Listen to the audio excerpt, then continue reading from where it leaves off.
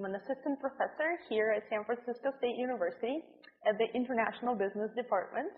Today we will be talking about Chapter 10 on migration. Before we start though, I'd like for you to take a few minutes and complete Cultural Intelligence Assessment. It's available on iLearn. There are 10 questions that you need to answer on a 5-point scale, strongly agree to strongly disagree. After you answer the questions, you will need to calculate your cultural intelligence score following the instructions in the assessment. We will get back to this assessment later in this lecture. In Chapter 10, Lechner talks quite a lot about the relationship between globalization and migration. He spends a good portion of the chapter describing the patterns of migration, who is moving, how they're moving, and why people are moving. He then talks about how societies integrate migrants. He discusses various approaches, various trade-offs of these approaches, and challenges associated with these approaches. One of the largest challenges that he discusses is what does the society do with the societal identity? Do they modify their identity, allow it to evolve, to include the new cultural values and norms as migrants join the new society? Or do they hold on strong to their original cultural identity? Today, what I'd like to focus more also is on what does migration mean for you? What we'll do is we'll look at some of the factors on how migration affects workplace diversity. We will also look at a skill that you can build, cultural intelligence, that will help you to benefit the most from workplace diversity and avoid its costs. Before that, I'd like to share with you some of the latest numbers on migration and also quickly review some of the integration approaches that societies take and some of the challenges that they face. So in 2013, there are 232 migrants in this world, which comprises about 3.2% of the world population. The number of migrants has been steadily growing from 190 million in 2005 and 154 million in 1990. Generally, migrants tend to move from the south to north.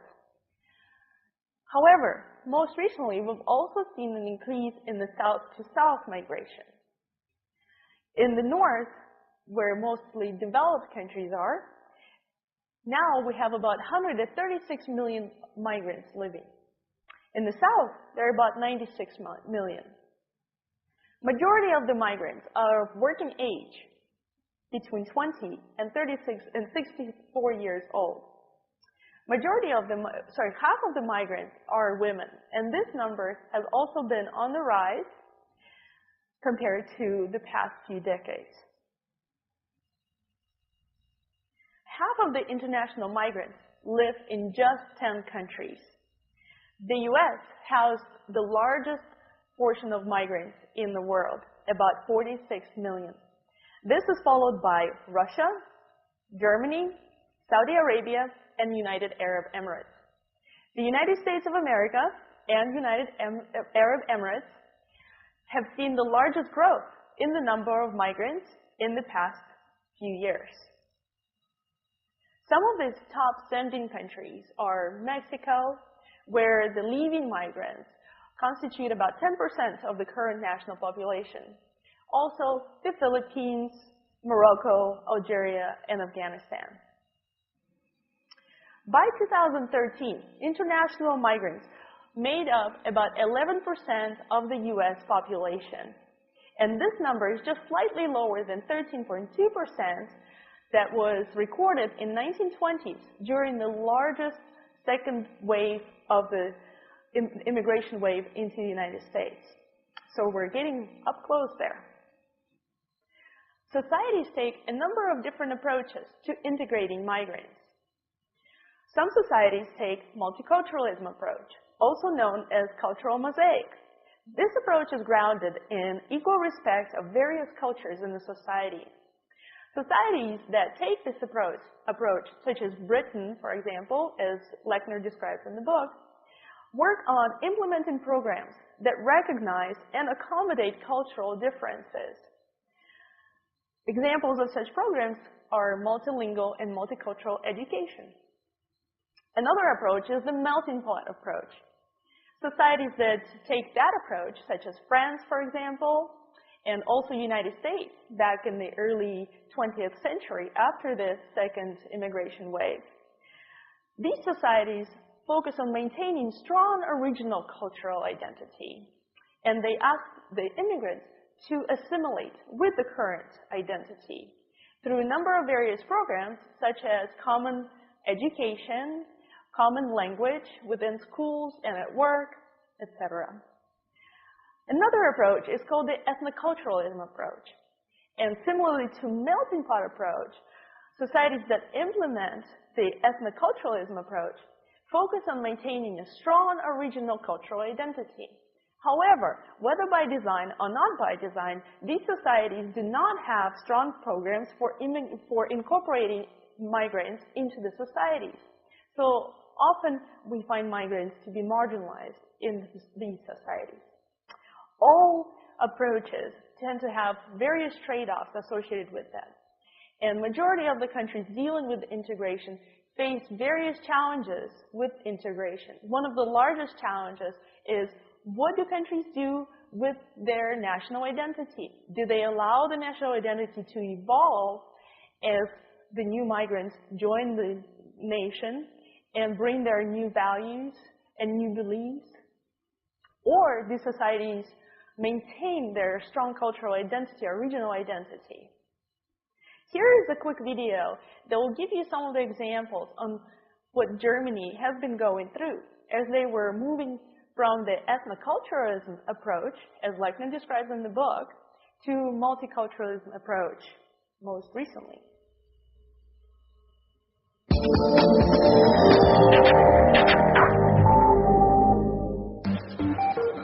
The meeting is intended to send a message to all those who were previously regarded as foreigners in Germany. This is the third time the German government has invited representatives from immigrant communities to attend an integration summit. The idea behind it is to give immigrants and those of immigrant origin a sense of belonging. There's still a long way to go. Migrants belong to our society, and they have to be able to identify with our institutions. There was no talk of that back in the 1950s, when the first wave of immigrants started arriving in West Germany. The country's economy was growing rapidly, and it needed to expand its labor force. It advertised throughout the entire Mediterranean region. They came by train from Portugal, Spain, Greece, Yugoslavia, and increasingly from Turkey. For many of them, the Cologne-Deutz railway station was the starting point for a new life in a strange country. They had come to earn money, and the West Germans quickly coined a term for the new arrivals: guest workers. The term guest worker is rather strange seen from today's perspective, because you don't ask guests to work. No one really knows who came up with this description, the bureaucrats in the German Labour Office or German politicians. Anyway, they assumed that they would leave again, that they were only temporary guests. But in the end, the majority stayed. They went on to have children and grandchildren in a country that for years refused to accept them for what they were: immigrants. It was an idea alien to many German conservatives in particular. Germany is not a country of immigration. We will not vote in favor of a law that would increase immigration so much. The labor market shouldn't be opened up to foreign workers. The aim of this law, I am convinced, is that Germany should become a modern, multicultural land of immigration. We don't want that. This mantra-like repetition of the phrase, Germany is not a country of immigration, has deprived Germans of the chance to familiarize themselves with the idea of immigration and the idea of things changing as a result of immigration. Instead, it has cemented the idea that the others would either conform or disappear. Immigrants were often treated as second-class citizens. They did jobs Germans refused to do. They moved into flats that Germans would have shunned. And they were given no help integrating into German society. This West German news program from 1967 points out the lack of contact between West Germans and Turkish immigrants in their leisure time, and German prejudices against those newcomers.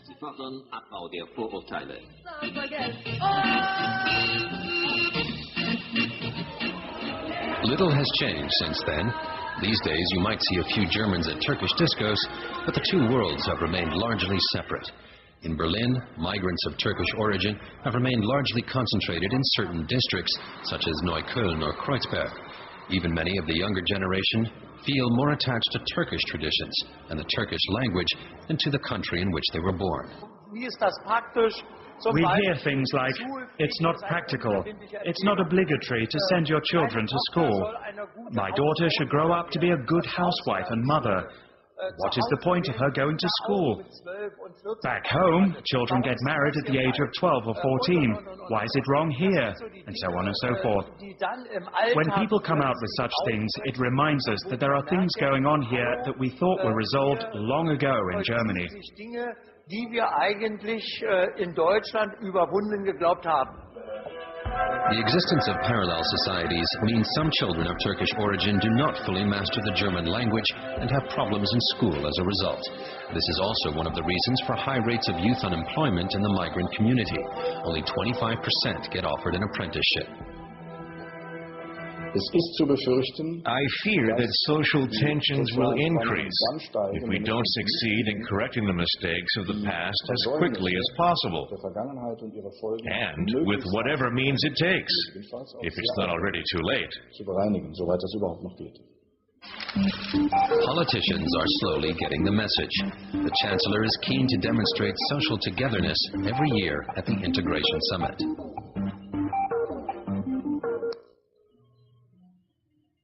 So as we can see, societies experience a number of interesting challenges as they're dealing with integrating migrants. In the US, as we're moving away from the melting pot approach that was prevalent back in the 20th century to a multiculturalism approach, a lot of good work has been done.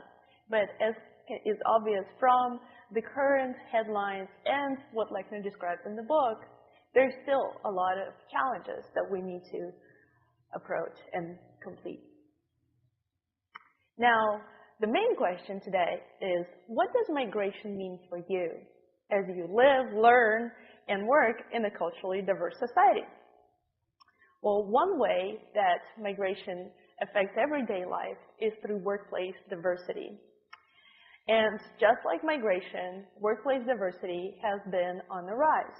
As of 2011, immigrants account for about 16% of the current labor force in the US. Between 2000 and 2050, new immigrants and their children will account for 83% growth of the working age population. 30% of new small business owners today are foreign-born. Between 1990 and 2010, the number of foreign-born business owners grew by 149%. Of course, there are benefits and costs associated with the workplace diversity.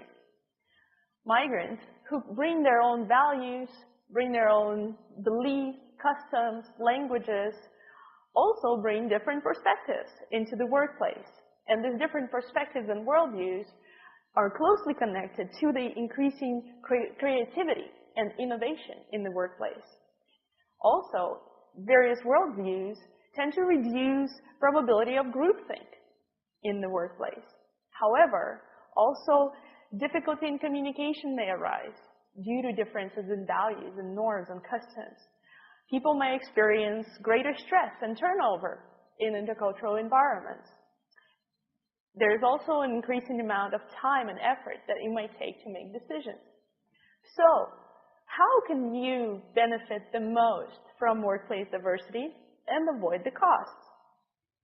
Well, one way you can do that is something that research accomplished by myself and some of my coworkers have shown you can develop the ability to adapt and function in culturally diverse environments.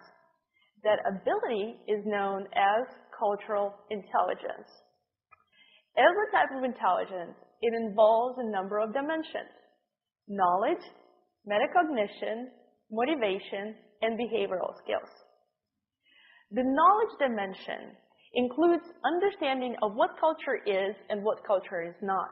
It also involves understanding of customs, values, norms, beliefs of different societies. It also involves knowledge of various cultural systems, including political, economic, religious, and educational systems. The more you know about different cultures, the more you know about differences in values and about differences in systems, the better off you are in adjusting in different cultures and functioning effectively in culturally different environments. The metacognition dimension of cultural intelligence involves higher order cognitive processes, such as awareness of cultural assumptions. Example of cultural assumptions is stereotypes, active challenging of cultural assumptions, and adjustment of cultural assumptions. Often, people tend to hold different stereotypes about different cultures. For example, sometimes being Russian, I often hear that Russian people tend to be grumpy, stern, unfriendly, rarely smile to strangers in public. However, I also heard from a number of friends who had personal interactions with the Russian people that oftentimes they tend to be very hospitable, even to strangers. They tend to be fun, interactive, and friendly. So the more you can challenge stereotypes about different cultures, the more you can challenge your own stereotypes and adjust your own stereotypes as you interact with people from different cultures, the more likely you are to adapt and function effectively in culturally diverse environments. Motivation dimension is the next dimension of cultural intelligence, and it involves drive, enthusiasm to partake in culturally diverse situations. A lot of cultural situations tend to be associated with lots of unexpected and unknowns, and that often creates stress. We often hear about cultural shock, people experiencing cultural shock when they go overseas and they interact with people from different cultures. So in addition to willingness and drive to partake in cross-cultural contact, the motivation aspect of cultural intelligence also involves perseverance to deal with challenges of cross-cultural contact. So the better you are, the more stamina you have in dealing with the stress with cross-cultural contact, the more likely you are to adapt and function effectively in culturally diverse environments. The final dimension is behavioral skill dimension, and it involves capability to demonstrate appropriate behaviors, verbal and nonverbal behaviors, during your contact with culturally different groups. We all know that there are differences in gestures that people might use when they interact with people from different cultures. So in some cultures, this gesture says, okay, this is great. In other cultures, this gesture might mean something very negative and actually very offensive. So you have to be very careful with using gestures and know which gestures to use and when. So having this capability will allow you to, again, adapt and function effectively in cultural environments. So now that you know what cultural intelligence is and all the dimensions, you understand all the dimensions of cultural intelligence, let's go back to your assessment of cultural intelligence that you've taken earlier prior to the lecture. You were asked to answer 10 questions on a scale from 1 to 5, strongly agree to strongly disagree. Here are the questions. There are 10 of them, just to make sure that we're on the same page. After you answer these questions, you are asked to calculate your cultural intelligence score by summing all the questions and multiplying them by 2. Your cultural intelligence score is on a scale from 0 to 100, 100 being the highest score of cultural intelligence. So as you're looking at your score, you're probably starting to wonder, what can I do to get better at cultural intelligence? How can I develop better capability to adapt and function effectively in culturally diverse environments? I've done a lot of research on this, and my colleagues and I have identified a number of different factors that contribute to the development of cultural intelligence. I'll share just a few of them with you today. We'll talk about the knowledge of different cultures and how that contributes to cultural intelligence development. Also, how personalized cross-cultural contact and the experience of disconfirmation can contribute to your development of cultural intelligence. Let's look at knowledge first.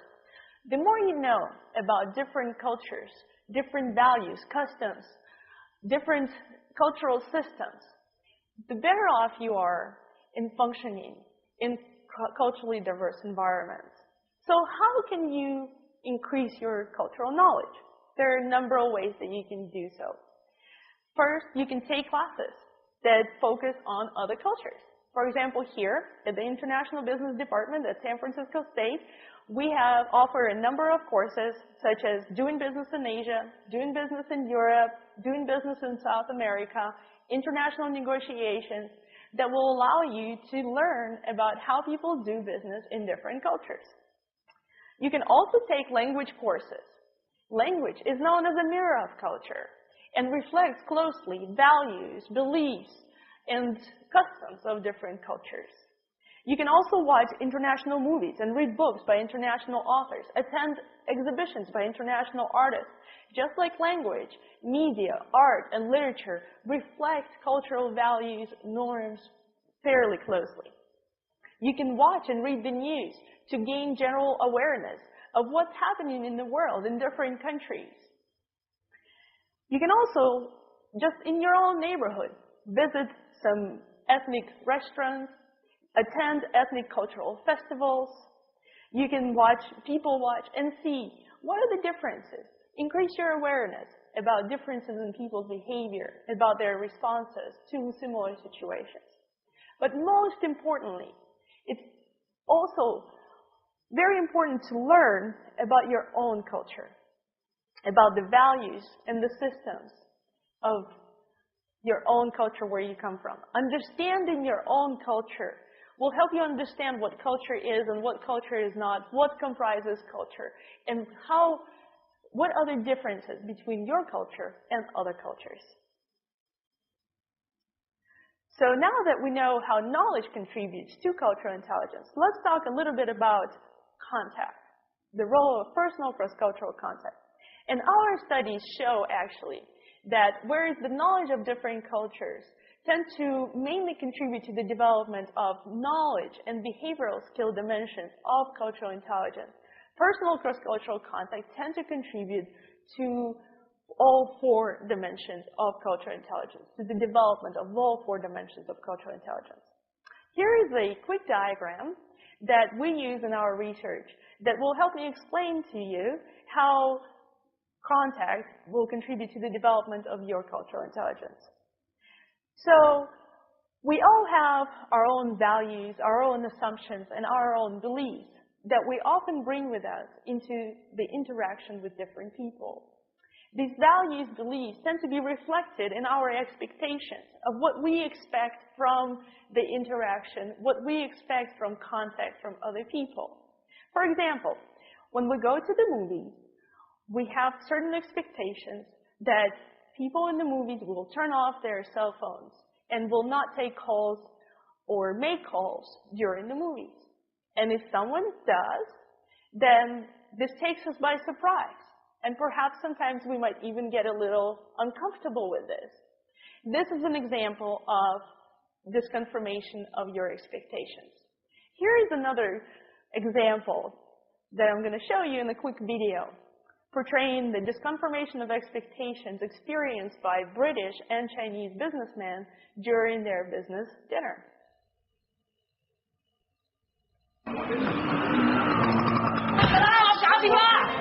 好容易就簡單啦，就咁就得啦。大家飲杯，飲杯，飲杯，得啦！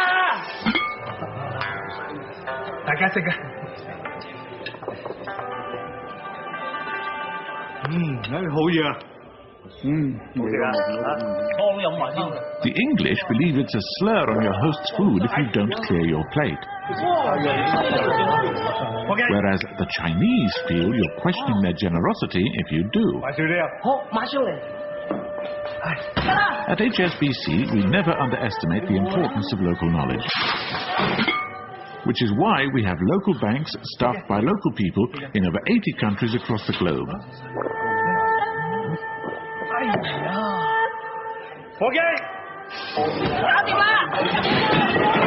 HSBC, the world's local bank.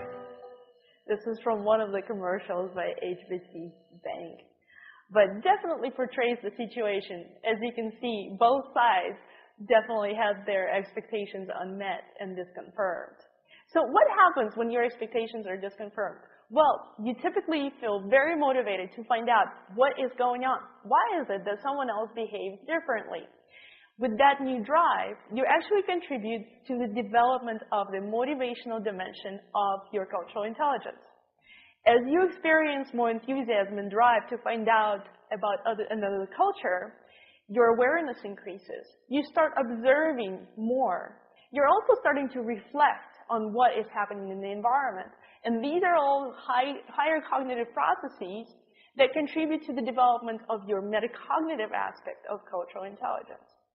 As you observe the environment, you start collecting information on different cultural values, different behaviors that people from different cultures use. And so by that, you're starting to accumulate culture-specific knowledge. As you accumulate culture-specific knowledge, you're also starting to recognize patterns, some differences, and some commonalities between cultures. And by that, you start forming theories, dimensions of culture, so to speak, and building your culture general knowledge. So with the culture-specific and culture general knowledge, you contribute to the knowledge dimension of cultural intelligence. Lastly, what happens during contact is that oftentimes you get to interacting with people, you get to practice some gestures, some words, some body movements, and by that, seeing what works and what doesn't work, you contribute to the development of the behavioral skills dimension of cultural intelligence. So overall, personal contact with people from different cultures will contribute to the development of all four dimensions of cultural intelligence. So now that you know that, you're probably starting to think of, where can I practice my contact? Well, luckily here, we live in a very diverse environment. And there are opportunities all around you, especially here at San Francisco State University. One way that you can get some practice, some contact, is by seeking out and becoming a part of cross-cultural teams in your class. Our university is a home to many exchange students, as well as students who are daughters and sons of immigrants and immigrants themselves. Like myself, I'm an immigrant from Russia. So you can always find ways to interact with people from different cultures by joining different teams. Also, you can choose to become friends with an exchange student. And this will be very positive for the exchange student who gets to learn about your culture, the host culture, and increase their cultural intelligence. And you get to learn about the exchange student's culture and work on your cultural intelligence as well. You can also choose to volunteer at different ethnic community centers or centers that provide services for different ethnic communities. And last but not least, you can travel. You can travel abroad. You can study abroad. And the longer you can immerse yourself abroad, the better it will be.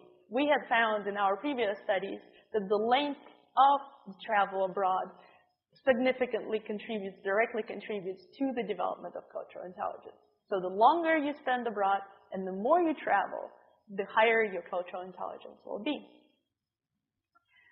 So let's quickly summarize what we have talked about today. So we started by reviewing some of the latest patterns of migration. And we saw that the migration is on the rise, and in the United States as well. Migrants have a number of challenges with integrating into the society.